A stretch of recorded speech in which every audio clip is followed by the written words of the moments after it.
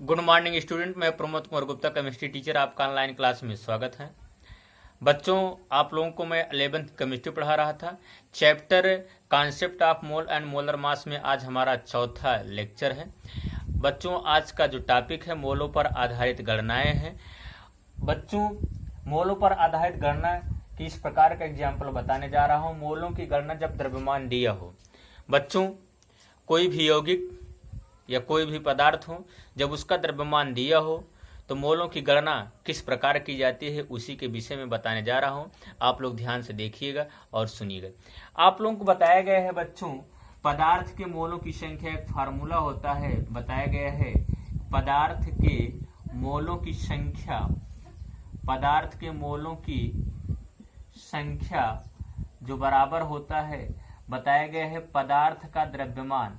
क्या? पदार्थ का द्रव्यमान, पदार्थ का द्रव्यमान ग्राम में बताया गया है। किसमें? ग्राम में। फिर उसके बाद अपान क्या बताया गया है? पदार्थ का मोलर द्रव्यमान या अणुभार।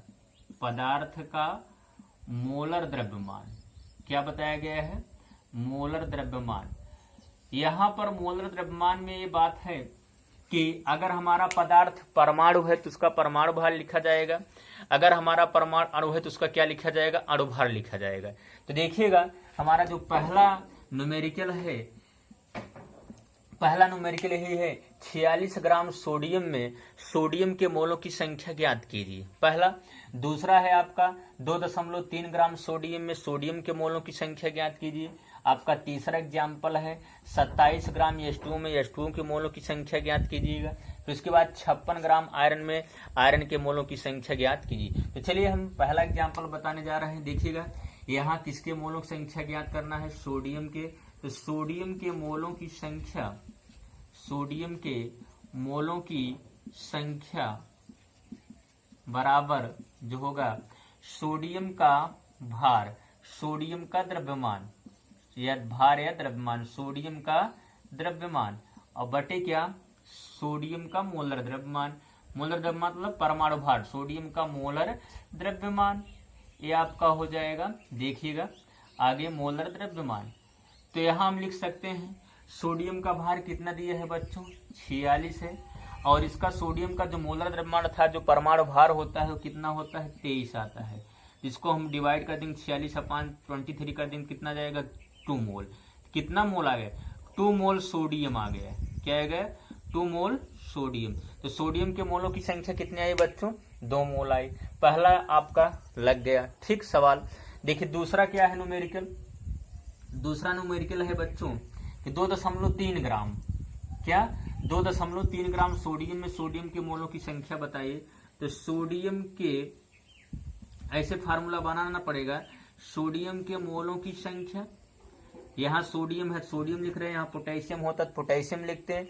जो भी जिसके मोलों की संख्या पदार्थ के स्थान पर लिखेंगे। सोडियम के मोलों की संख्या, सोडियम के मोलों की संख्या बराबर हो जाएगा बच्चों सोडियम का द्रव्यमान, सोडियम का द्रव्यमान, सोडियम का द्रव्यमान बटे क्या? सोडियम का मोलर द्रव्यमान, सोडियम का मोलर द्रव्यमान।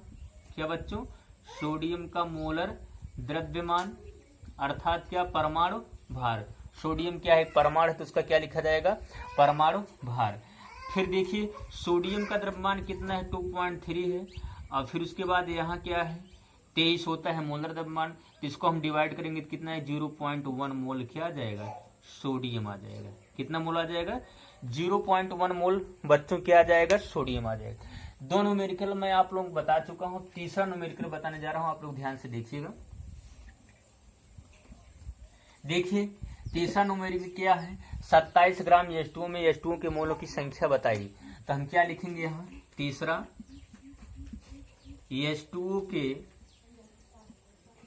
मोलों की संख्या, H2O के मोलों की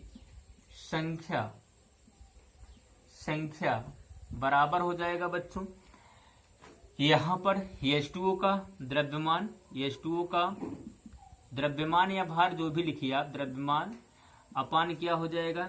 H2O का मोलर द्रव्यमान, H2O का क्या हो जाएगा? मोलर द्रव्यमान। ठीक, मोलर मास, मोलर द्रव्यमान या मोलर मास। ठीक, अब देखिए इसमें दिया गया है H2 का द्रव्यमान कितना है बच्चों, 27 है।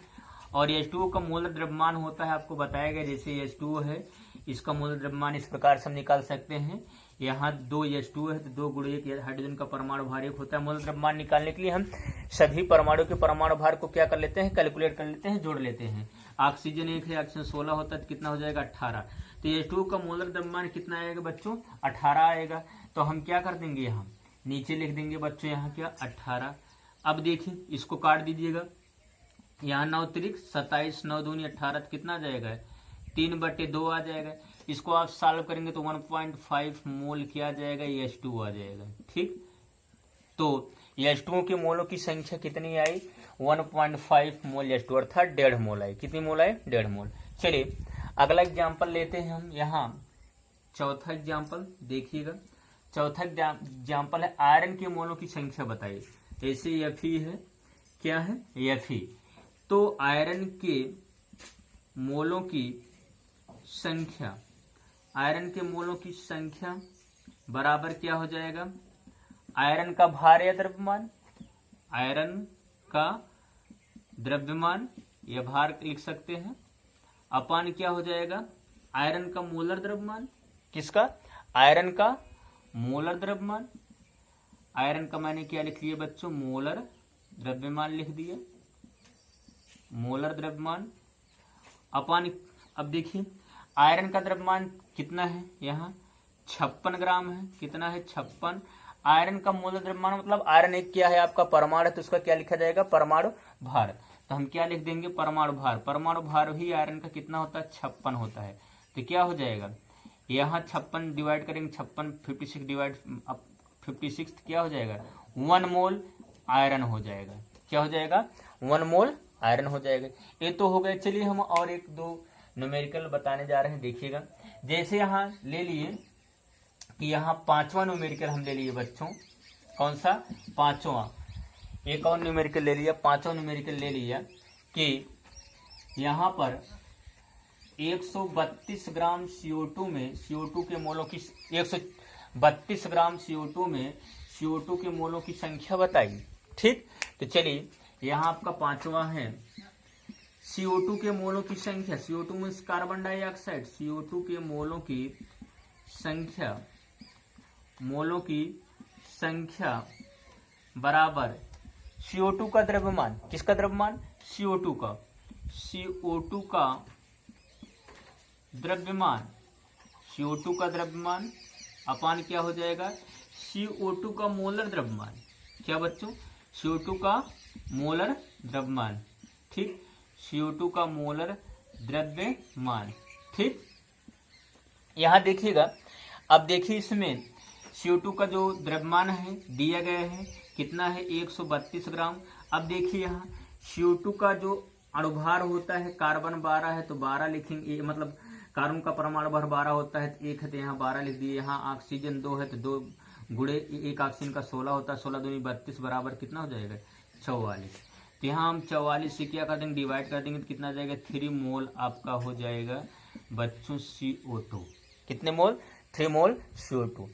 तो आज के लिए बस इतना ही। मैं आप लोगों को बच्चों अगले टर्म पर पुनः मोलों पर आधारित गणना के विषय में दूसरे प्रकार का टाइप 2 आज मैंने यहाँ बता दिया, ये टाइप 2 था। अब मैं अगले टर्म पर टाइप 3 के साथ उपस्थित होऊंगा। Thank you. जय हिंद, जय भारत।